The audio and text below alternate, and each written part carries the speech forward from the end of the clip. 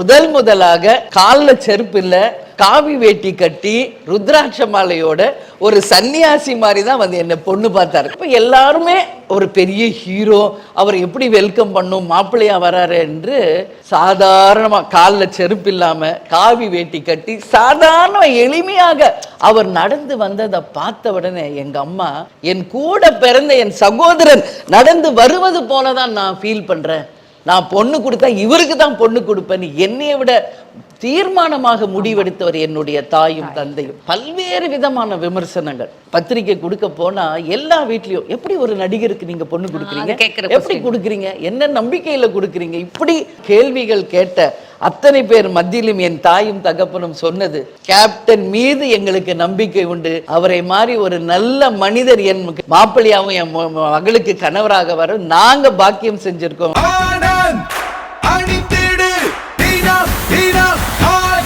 ஆனந்த், ஒரு சுகமான உள்ளாடை.